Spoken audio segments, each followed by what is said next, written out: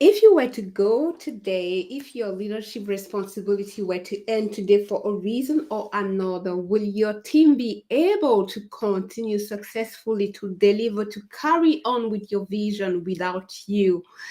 I feel like letting that question sink in. Are there some people who are ready to take over and run with your vision?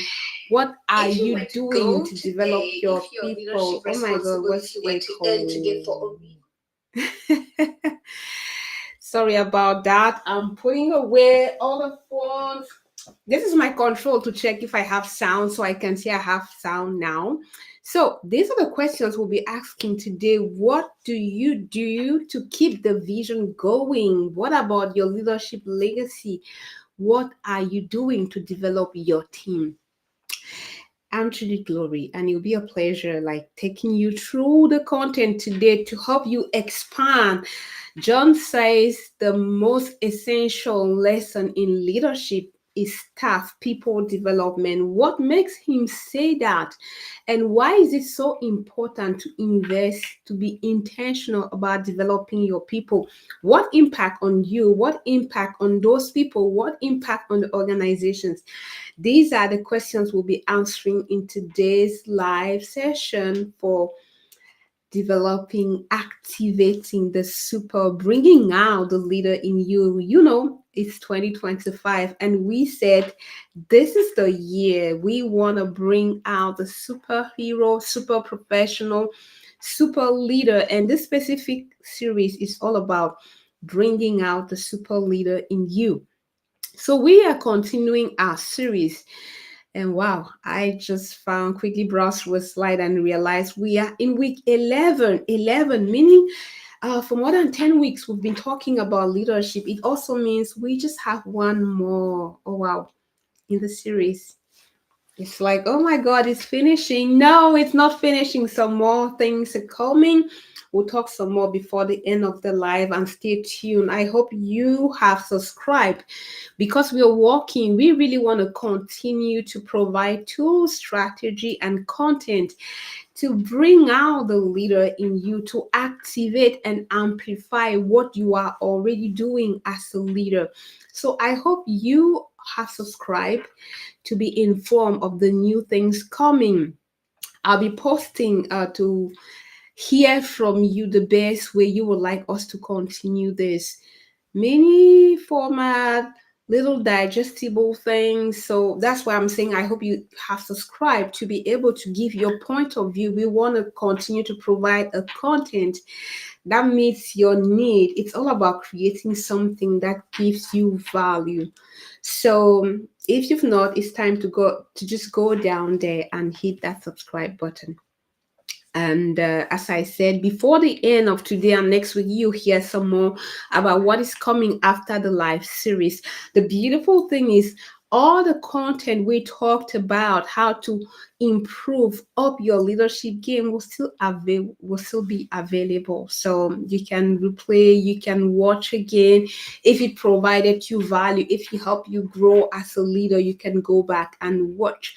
So today we are talking staff development, what makes that important. And when you will understand why it is important to invest in developing your people, how do you actually do that? It's so common that I have people coming to coaching sessions, leaders. You know, I work with leaders, and oh, gee, this is the year I want to develop my people. I really have that as goal.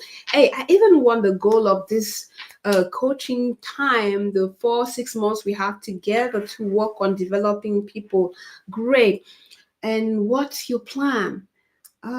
Sometimes people understand the value, but how do you do that? What are the elements of a great people development?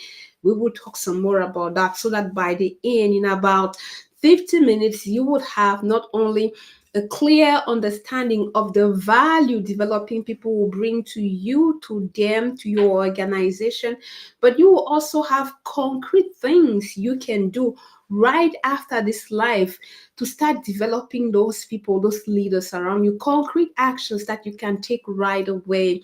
So you can feel in the tone of my voice, I'm passionate and I can't wait to share with you the details. Before, a quick summary of what we talked about last week. Last week, we were still exploring some of the elements of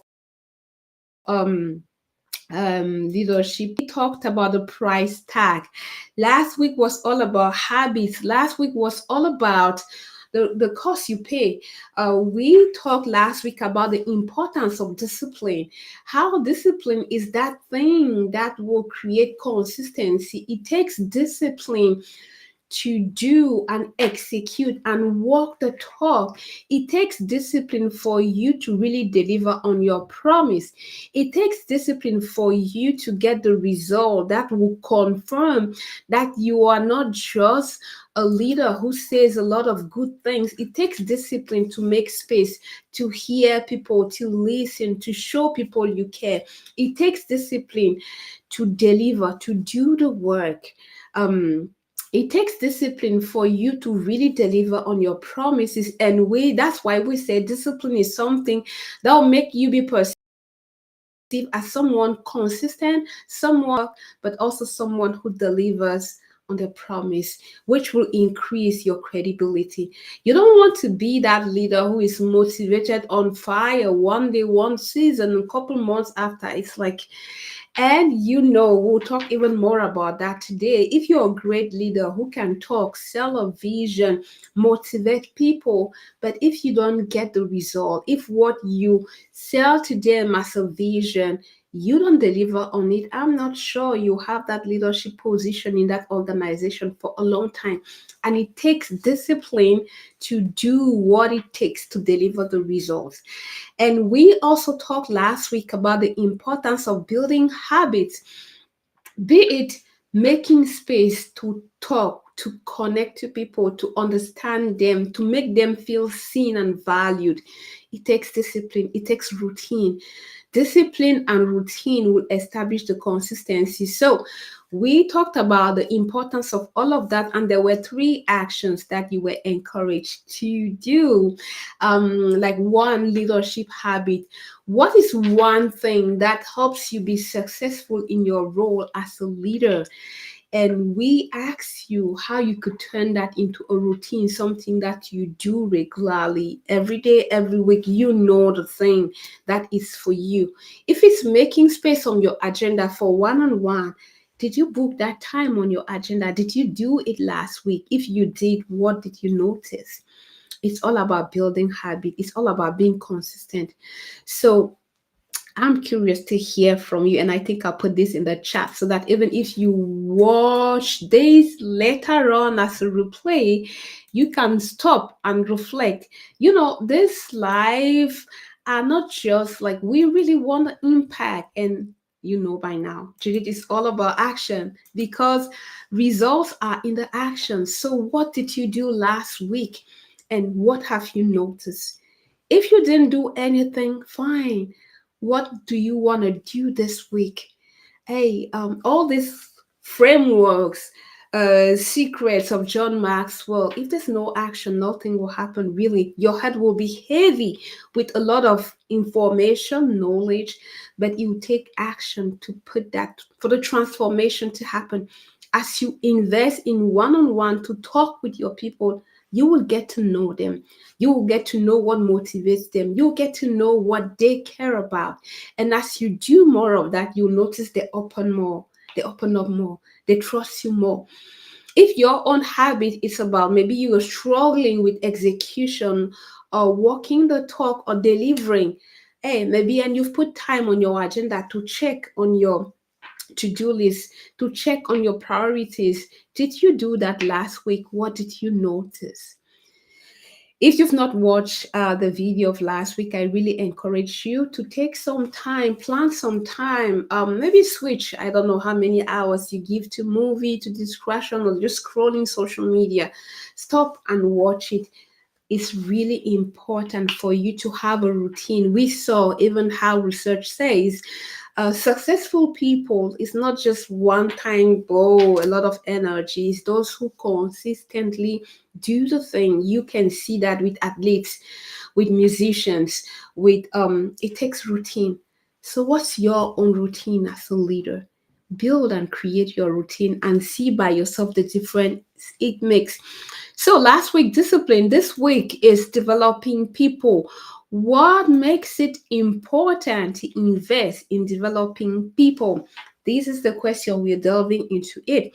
And to help delve into that, I feel like asking you, what is one skill that if your team had, your team would be more effective? um, I want to bring you in. So if you're watching this and you want to dare to provide an answer, we would really appreciate that. What is one skill that if your team could develop, your team will be more effective? Is it more better communication, stakeholder alignment, being more strategic, integrating others? What is that skill that if your team had, they will be more effective? I want you to reflect on the question.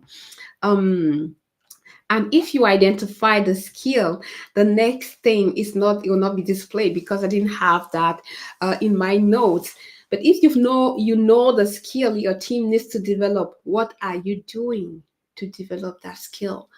What are you intentionally putting in place to help the team build that skill?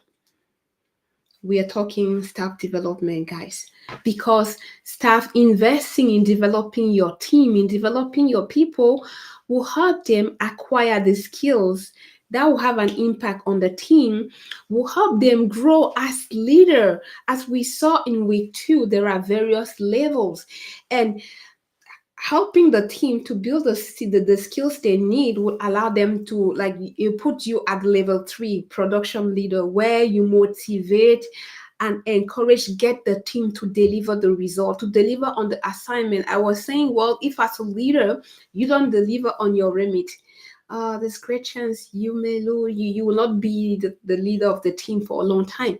So investing to develop the skills of your team will improve the ability of the team to deliver on their results. And you will be a leader level 3 based on John Maxwell leadership level. But we want to go a step further where you don't just develop the team, the skills so that the team can deliver what they have, but you want to bring the best out of the leader. You see the potential they have, and you intentionally invest time, training, mentoring, feedback, experience. These are all the tools we'll be talking some more about. I just wanted you to start thinking, because this thinking will make you see how you can apply everything we'll be talking about today in your reality. And I'll take a tangent here to say, because I remember you told me, okay, Barbara, Judith, I'm not a leader in an organization, I'm just woman having her business, but we have some women group. Yes, the same questions apply.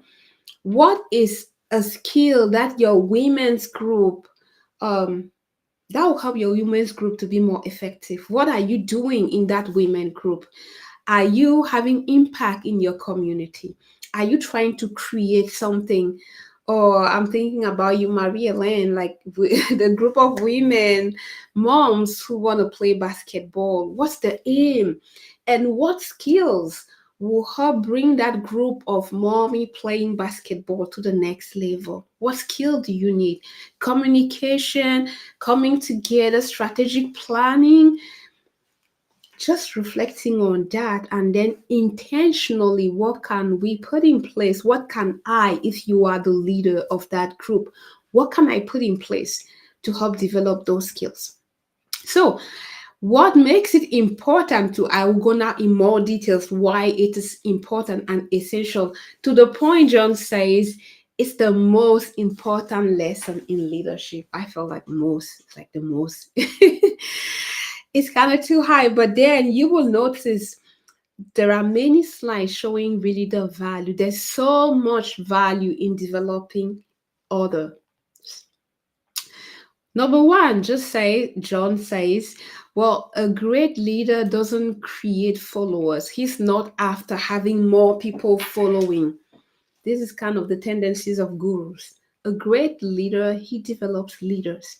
In other words, he has a vision, there's something he wants to create, but as he engages, as he influences, as he motivates people to see the vision, to want to go and follow him, he sees those people, he sees them, and he sees the potential they have.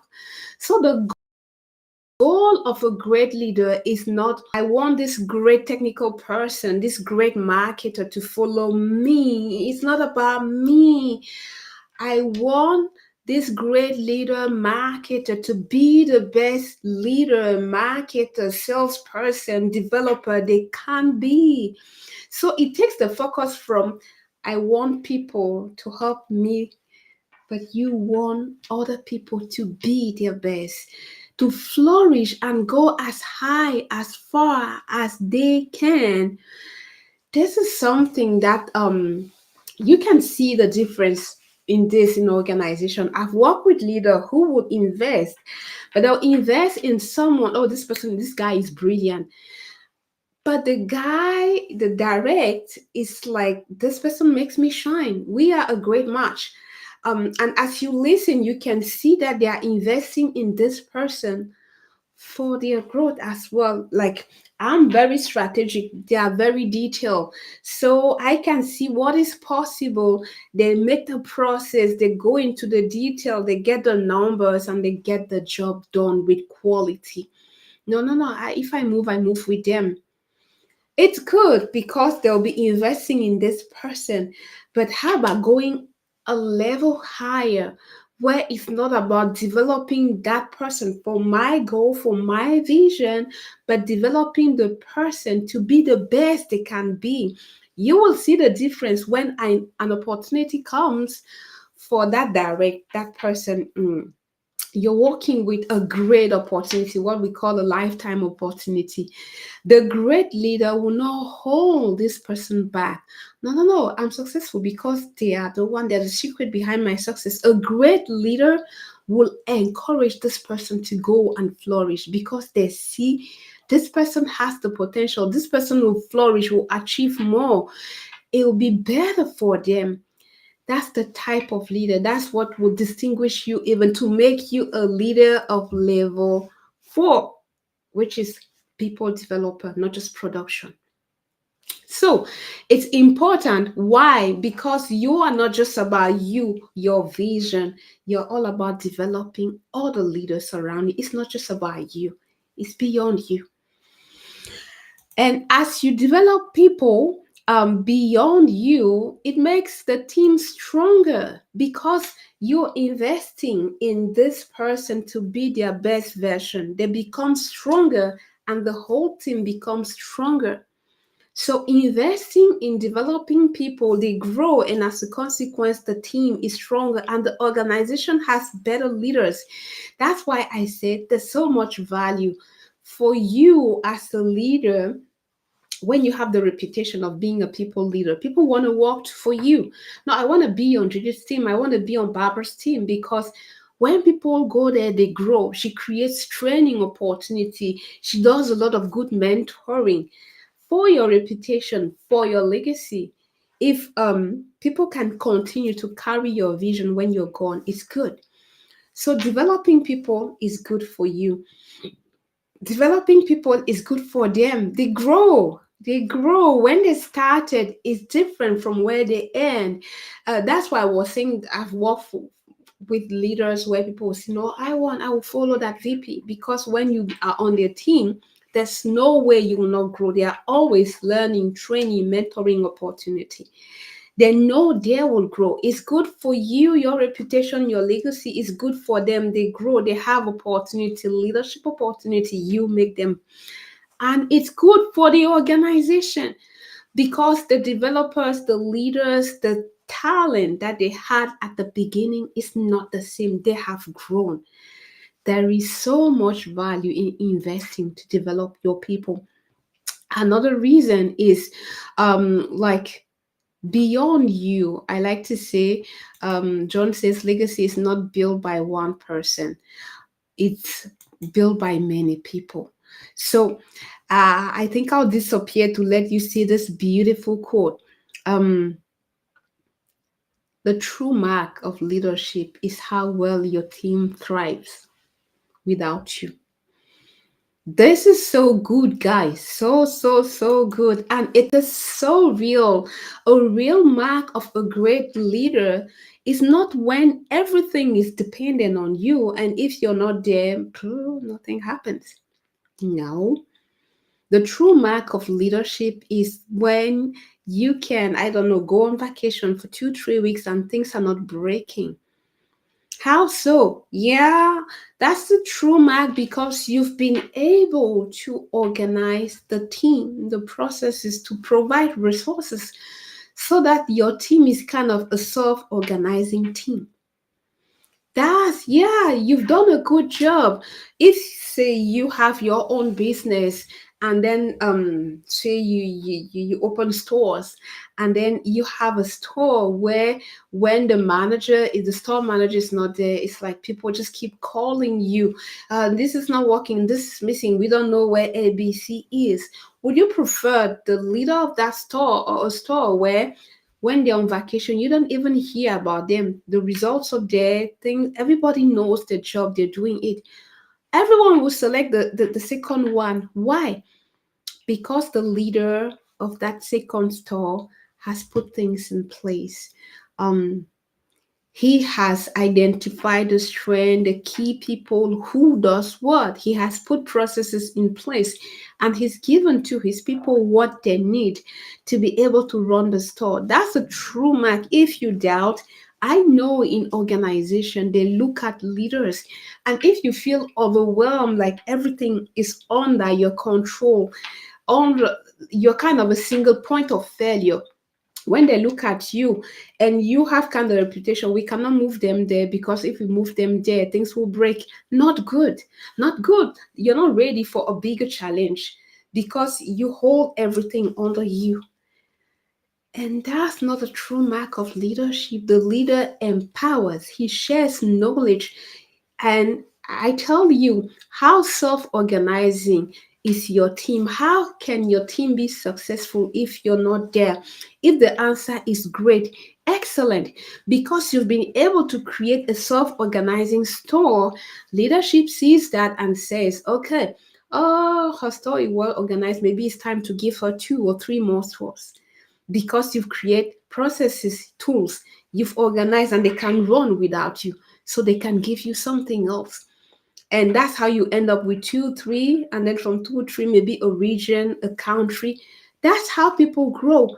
But if you're this type of leader, everything is just you, possibilities to grow and to take bigger challenges, you have less and less of them. That's the value of delegation, empowerment. We'll talk some more about that. There is so much value in empowering and growing your people. I hear sometimes people say, well, but Judith, when I am the best and I can keep everything under control, I become kind of indispensable. Like when scissors happen, when there are cuts and there are reduction in the company, I will not lose my job. Really? Not exactly the same way that people see it, because in terms of growth, if you become nobody is indispensable first, and then second, you don't have the reputation of someone who shares, who is open. And I tell you, if there's opportunity to take something bigger because you're overwhelmed trying to keep everything under your control, you lose on growth opportunities.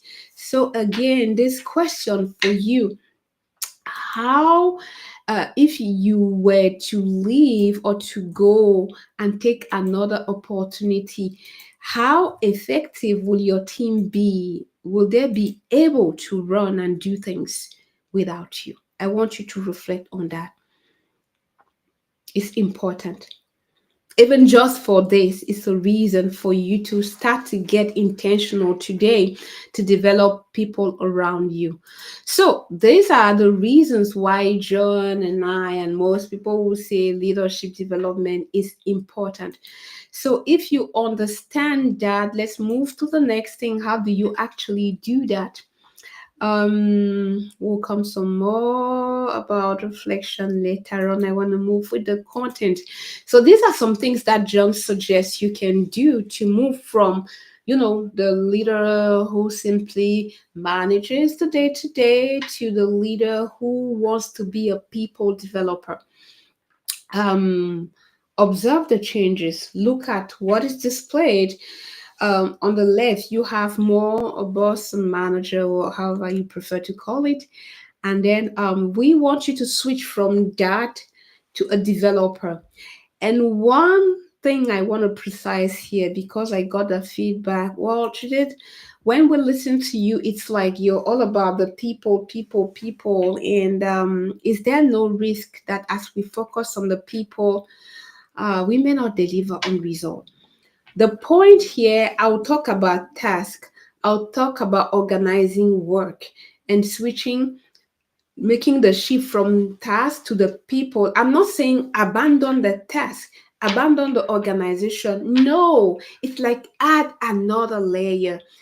You will not have your leadership role for a long time if you don't get the result, if you don't do the task, if you don't organize people. My point is add another layer. Think about the people doing the task. Think about developing the people so that they are more efficient doing the task. It's not just that live in the land of people, people, people, forgetting about the task, the optimization, the processes. No, you're already doing that. You need to do that to deliver the result, the task, the structure, the organization. Now, if you could think a bit more about the human who do the task, who execute, and ways to empower them, because the more you invest in them and they're good and they are more effective, they will do the task faster with better quality. They'll be great. And if they do it faster with better quality, your team will deliver better quality products and faster. And that's the value. So I wanted to do the precision because I got the feedback. Oh, Gigi, in your tables that you share, it's like you dwell more about the human aspect. It's good. I'm not throwing away the task aspect. Just add another layer. Think about the human doing the task. So what are the shifts that John suggests?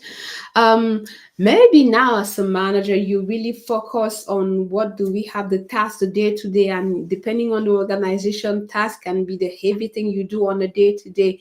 Please think about the people doing the task. What can I do to empower them so that they are more efficient, so that they do this faster, so that they do this in a better way? The people. You can optimize the task, but at some point, a human will run, I don't know, the batch, will develop the thing, will take the ticket. So, what can you do to develop those humans? Moving from boss manager to a developer, you think about developing, growing the person. The boss tends to think about to give orders, hey, do this, command and control. But those who have more a developer mentality, they think, how can I mentor? How can I coach?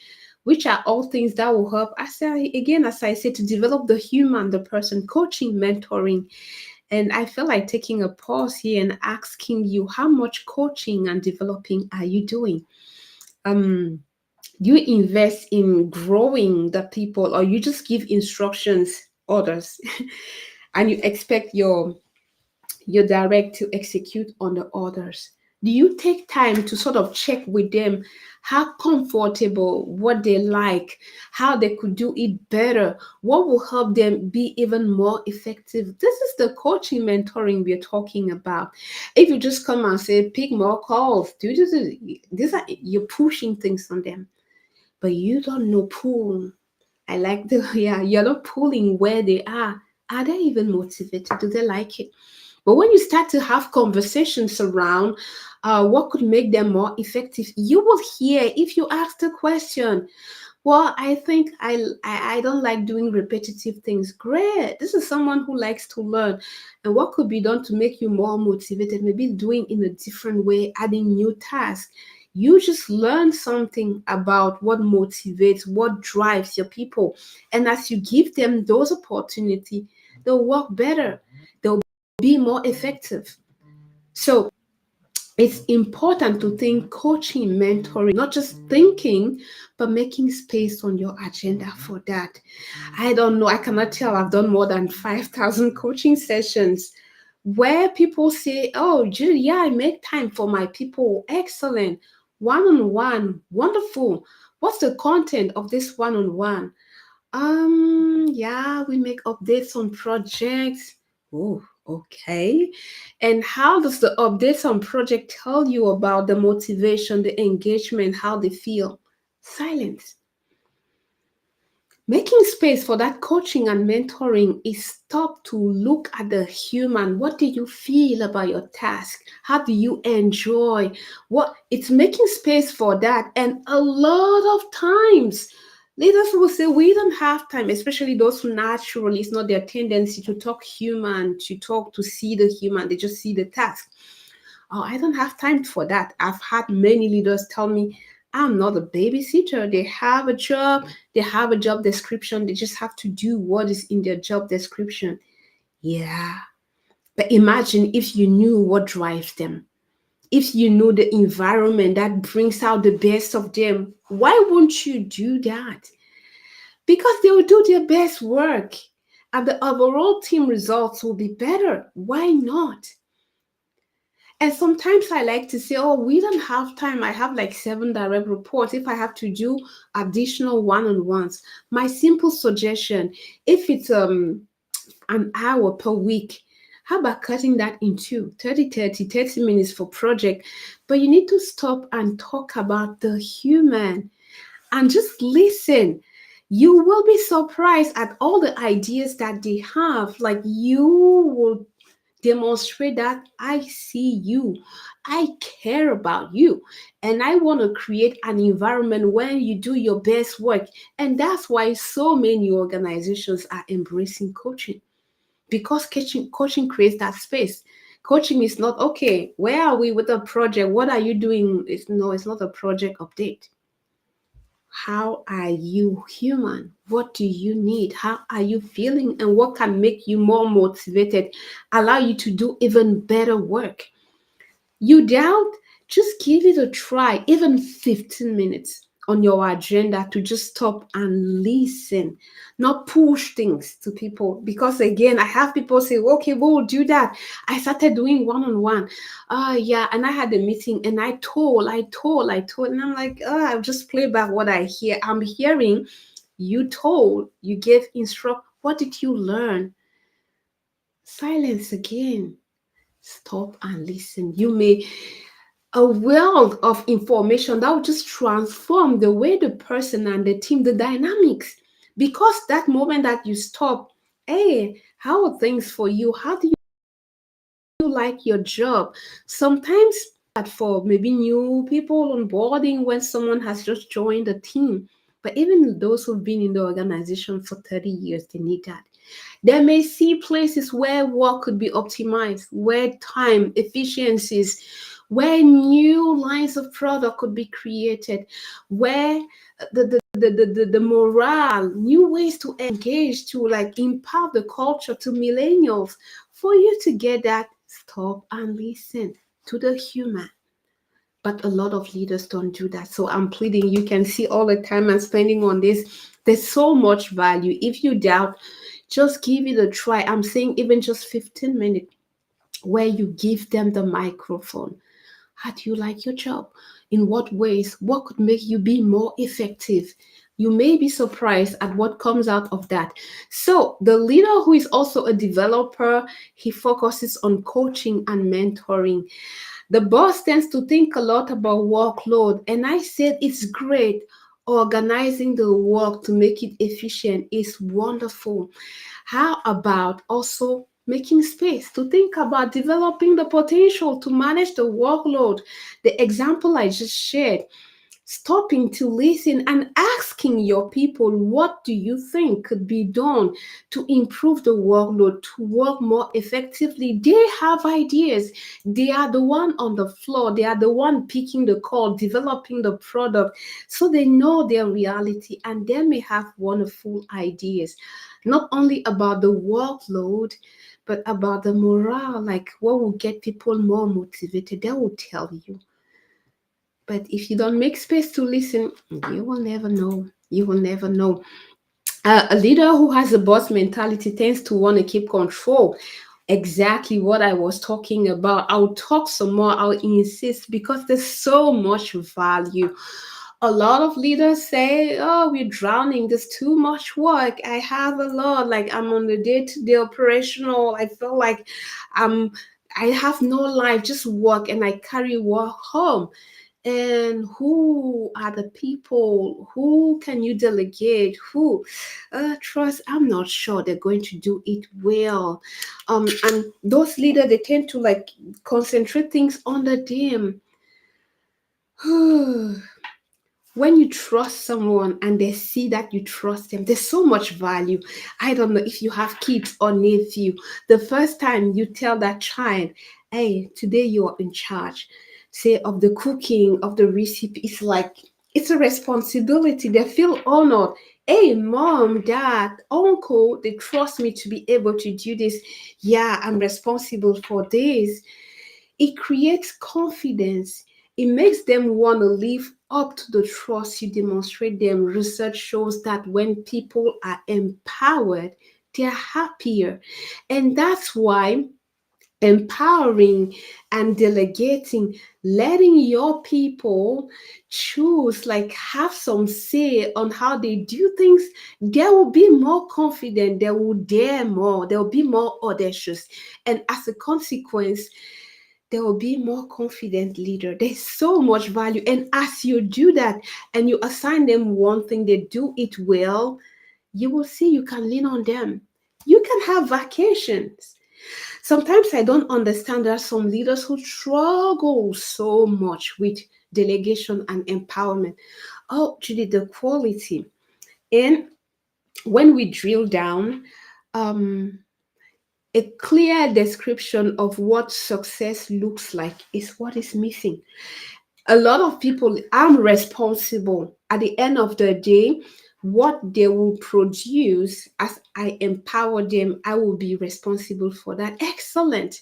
How about investing in letting them know clearly the goal is this? This is what success looks like with clear ways to measure if we have the success, yes or no. When you've clearly painted the picture of what needs to be achieved, you pull back and let them choose the way to get there. Give it a try, give it a try and see. Because difficulties with empowerment sometimes is one, we don't paint clearly what success looks like. Two, we don't make the people feel confident enough. And that's why I say empowerment and recognition. These are some of the action points we'll recommend at the end of today's session. Give it a try. Allow your people, your direct people you are investing in, to run with one initiative. It doesn't have to be big.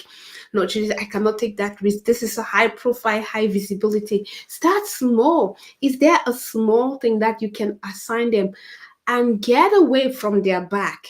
Like, don't be the leader who assign and then you come and then you just look at it doing. Nobody likes that. Even you. Would you want to be doing a PowerPoint and having someone on your shoulder? Why is the font like this? Oh, I like this. You hate that. But if someone says, we're presenting to the QBR, I want you to do the slides, like it's all about the key thing. This is what I want in the slide, the key message, the numbers, the this. You're clear on the outcome, and then you get off their back, allow them to do the work, and maybe you review with them the criteria. You said you want the key elements, I don't know, the dashboard, the number, the key message, the ask, and you can check for those key elements maybe midway or at the end. They will love it. They will love it. The more you give your people opportunity to run and to be independent, autonomous, to make decision on the way to get there, on the way to achieve that goal, on the way to design that thing you want, the more they will be audacious, the more they will take risks, and they will feel more confident people. That's another thing just John suggests doing. And then last thing, the boss, the leader who has a boss mentality tends to hold, to keep. It's like the same thing. Control. You accumulate knowledge because you want to be indispensable. But we have seen, and I think I talked about that, sharing wisdom and experience expands your reach, multiplies your impact, and empowers people. And I love this quote. I'll disappear for you to see it. Your team success is your success. So what are you doing to help them grow, to be more effective? What are you doing to help your people grow? So we will now go. We've seen the importance of developing people. We've talked, these are some of the strategies that John suggests. I want to go now and make some progress and maybe come back on these reflective questions for you. When you think about your team, what are your team's strengths and gap? I'll keep this page like this. Um, for you to start to reflect, because we are getting into the part of how you tie the learning of today to your reality. We've seen the importance, we've seen some things moving from control, managing, to mentoring, developing people, having plans, empowering. So for regarding your own team, we started asking, what are the skills that your team needs? Rendered here, what are some things that come to mind in terms of opportunities for development? And the key question, what are you doing now to develop your team? What are you doing now to develop your people? What are you doing now for success, for succession? Yeah, what are you doing now? um I feel like staying here, I don't know why. But what are you doing now? And it's okay, again, as I say, if you're doing nothing, what is important is how you want to take it from here. Do you want to keep having nothing? We said that it's risky. If something happened, I really pray you live a long life, be effective, and nothing happens to you. But if something were to happen, um will your team be able to continue to deliver on their remit, to carry forward the vision, that mission, that initiative? And if the answer is no, what can you do? What concrete things can you do to develop them? This is the part I want to start now, because it's something a question I get a lot in coaching sessions. Yeah, you're right. I see the value. Yeah, I could have better work-life balance if I could lean on my people. But concretely, how do you do that? These are the actions I suggest. Not the only thing you can do, but I'm sure if you start doing these, you will notice some impact on your people. Concretely, number one, maybe before this, identify the key people you want to develop. I like to say, if you have a large team, I work some leaders like 800 people on the team. Well, there are levels. But even if you just have, I don't know, 10, 14 direct report, maybe hard to really invest heavily on all the 14 people. When you look around, if you really were to step out to go, who is one person who could take over and continue to lead the team? Identify maximum three. Because if you want to invest time talking to them, creating training opportunity, doing the mentoring work, opening your network to them, and providing them leadership opportunity, you may not do that for 20 people. But if you just do that for one, two, where you really invest in them, you will see the impact you have on your team, on the organization, and on your leadership legacy. Because as we said, a leader is not just developing people for his vision, for his team. If you want to go for the level 4 leadership, you develop the leader you see in that person. It may happen that you have someone on your team that has so much potential. They could go even higher than you. What do I mean by higher than you? Maybe, I don't know, you are an SVP or country manager, but this person you working for you, you see they can lead the organization at a regional, at a national, at a global level. Hey, don't hold them back. I want to keep them close to me, because no, a great leader will want to push, elevate, and grow that leader. And that's our invitation, because great leaders, they develop leaders around them. It's not just about developing people to fulfill their objective, what they have to deliver in the organization today. No, that they see long term. Wow, this person has the potential to lead the organization one day. As a consequence, training opportunity, mentoring opportunity, create leadership experience. This person, if they want to lead this organization one day, maybe they need international experience.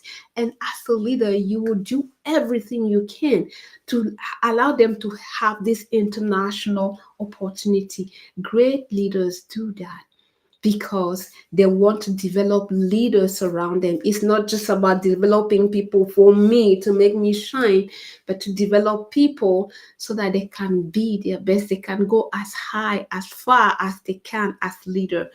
So we were talking concrete action, and I said number one, identify the people you want to develop. Two, observe them, talk to them, to be able to identify the things they do well, know their strengths, know your people, know your people. It's so wonderful when you are like that mirror for that direct on your team. Hey, have you noticed how the presentation went well at the QBR? It was great, to the point, specific. Nobody checked their phone. And you did that last time. You are becoming someone helping them realize the things they have. It's great when you can be that leader who helps your people identify the things they have. Observe, notice. And when you have identified the things they're good at, or you've talked with them and they say, I know that I'm good at this. I know that when I do this, I get into the flow. The next thing you do, what can you do to develop that? Hey, there's so much potential that goes to waste because sorry, there's so much potential that goes to waste because people are naturally talented for something, but they keep that natural thing. Meanwhile, developing that natural thing could put them, like, make them top gun. I'll illustrate it with a concrete example. Imagine someone works on your team, and then you notice that let's say it's an engineer, but this is an engineer. In general, engineers are great technical with their stuff, their details, and an engineer who speaks well, who knows how to explain complex terms into easy terms, an engineer who can talk well to present those technical things to leadership, to C-suite, who wants the business aspect, an engineer who is able to sell, to make those complex technical terms understood by the board, people who just have their money in. This is a great skill. Now, if it's easy for them, they talk well. How about helping them develop various ways? Presentation, panel. Imagine this technical person, well, he was from an engineering school, but you notice they present well. They are on a panel, they did well. The organization develops a product and they're on a TV, they did well. Imagine the opportunities you'll be creating for this person, allowing them to train on various ways of communicating and giving them opportunities to present, not only to leadership, to present in workshops. Hey, media, you've just opened another area. Maybe they didn't think about that when they were in their engineering school. That's what a great leader does. You identify the strengths, you give them training opportunities, and again, mentoring. Do you know anyone in your network who is a terrific communicator? As a great leader, if you can connect them, imagine how you would transform their life, allowing them to have a mentor in an area where they're strong. You will allow to develop that thing that and they will become even better. So their presentations in the team and the opportunity, the extra that they will have will allow them to shine as great communicator. And the pinnacle thing is allowing them real experience to communicate. I was talking about exposure, workshop, imagine. I don't know, this engineering, let's imagine he's into games. And then there's a yearly big conference on those who develop games, and they go there and they do a terrific presentation on your organization. This is like could be a life-changing thing, and they will remember that you are the one who pointed to them. I'm great communicator, I can present well, and you created opportunity for them. And when a lifetime opportunity comes, you don't say, oh no, stay on my team because you will also do my presentation on QBRs. No, you help them. You would have been a leader who has helped develop this leader. And that's the invitation. So concrete actions, I will display them again. Assign responsibility to help them. This experiential portion is important. You cannot just talk, creating the opportunity, giving them, assigning them a responsibility will develop the aspect of accountability, like the success. And I gave the example when your child or someone around you knows that you trust them, assigning responsibility is a mark of trust. It tells them, oh, the organization sees me and they think I'm able to do this. Wow, they trust me. He trusts me to go and present for him. They trust me to represent them in this big workshop. It will grow their confidence. So assign responsibility. Next thing, provide feedback. Provide feedback. This thing about mentoring is also to get them the opportunity to have the feedback on how they're doing. That's how they'll improve in that specific skill or ability they're working on. And then third thing, I experience training, mentoring, learning, and leadership opportunities. These are some concrete, actionable things that you can do right after this call to develop your people. These are some concrete things. So I wonder, as you're looking at these practical actions, what comes up for you as something that you can try to develop your people? We want to keep it actionable. We want to keep it real. What are some concrete things that you can do to develop your people? Now you cannot say, Judith, oh, we understand. We want to develop our people, but we don't know how. I just showed you how. Identify or ask them, let them tell you.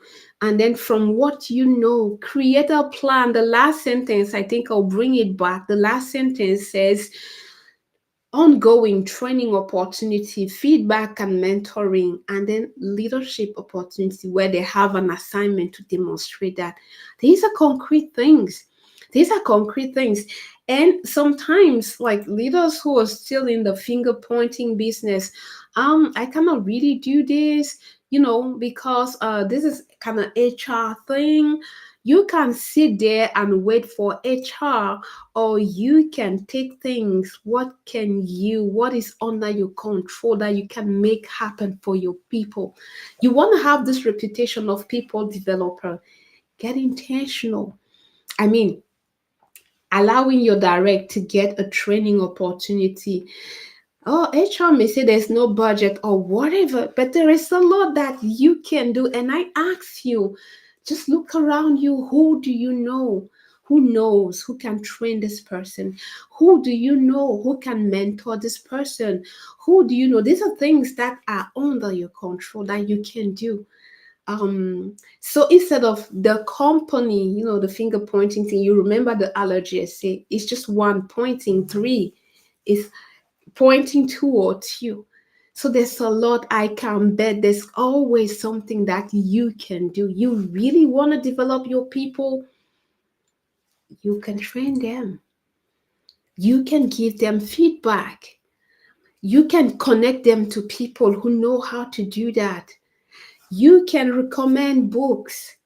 I really want you to reflect on what you can. Sometimes I hear that, oh, let's leave the organization. If the organization is doing, and a lot of organizations are doing that, even you, oh, Patricia, where you say, okay, I'm not corporate, I just have this group of mom. Who do you know who can teach strategy, who can do project management, who speaks well? Sometimes we complicate these things. And I like to say, it doesn't have to be something of too much studying, knowing a lot. Looking around you, who do you know who does well what you want to develop in this direct report? Put them in contact. That could be life changing. Just introducing them and asking for arranging for mentoring opportunity can change the life of your direct report, can change their output, their results. It can be transformational because I've seen people who got mentors who were really good at what they were doing that gave exposure. That exposure brought some people into some panel, into some TVs, into some newspaper, and their life was never the same. It happened. Why? Because the leader saw that this person has something. Let's bring that out. Let's develop that. Let's cultivate this thing that my direct, this person following me has. And that's what great leaders they do. They develop leaders around them. So, who are you developing? Who are you investing in? And I really want to stress the aspect of not developing them just to help achieve the goal, the remit, the assignment, produce whatever in your current role and job you have. Going beyond, what do you see? How far? What can they do bigger on a bigger picture? Think like that. And that's how I say there's benefit because for you, your reputation. Imagine each year, okay, I'll invest in one, two, three people, and you invest in them beyond producing for the organization, getting the results. You give them lifetime opportunity. And each year, oh wow, my life has changed. I'm this person, I have this opportunity because that leader saw me. You will have that reputation of someone who developed leaders. That's for you. And many years after you've gone, these people will remember, now I'm a voiceover artist. Now I'm on panel. Now I'm doing, even though from a technical background, I'm on TV talking about this because that leader saw me. That's cool for you, even many years after you've gone. Oh, when they meet your kids or your grandkids, your father did this to me. That's good for your legacy. And for them, it's transformational. You help them become aware of their superpower and do something and exploit and develop it. And there's great chance as you invest, they become good, they grow. It's good for them. You're having impact, you, them, and the organization. This person I'm talking about who is in newspaper because they talked about A, B, C, it gives visibility to the organization. The woman went to talk about agile, but in the tagline, in the new thing, she's coming from this organization. It gave exposure. It was exposure in Europe, but it was a global company. They put the article on the global and it became something else. Investing in your people, good for you, for your legacy, good for the people, good for the team, good for the organization, and good for the community. I guess now you see my passion in investing, developing. Let's bring out the leader in you because each time I can see the difference it makes. in the life of the people. You leader, yeah, I hear many times, I'm not a babysitter. Yeah, but you are having impact on a human, and behind the human, the family and all the systems attached to the human. So I hope this session was useful. If there's any more question, if you feel like, oh, Judy, this is too abstract, hey, Connect, let us know how we can make it even more vivid. And I like concrete case. I cannot do that because I said 15 minutes. It doesn't have to be too hard. Just stop and see people. Just stop and get intentional in developing people. Give a try and see by yourself the impact it has on you, on those people, on your organization. I'll be here if any question. This is week 11. Next week we'll have another juicy thing coming based on John Maxwell insights. And as I said, after week 12, it's not over. Even better juicy things coming. I hope you've subscribed to be informed, because we are working on some things that will allow more information, more tools, more learning, and more opportunity to connect and discuss. It was a pleasure. I'm asked to leave the studio. It was a pleasure sharing this time with you. Looking forward to see you next time, same time, 10 EST in French, 12 EST in English. And please reach out if there's any question, because this is the year, this is your year. We want to bring out, activate that super leader in you. And if you already are a leader, we want to find ways to amplify your impact. It will be good for you, for the community, and for the whole world. Looking forward to connect with you next time. Bye.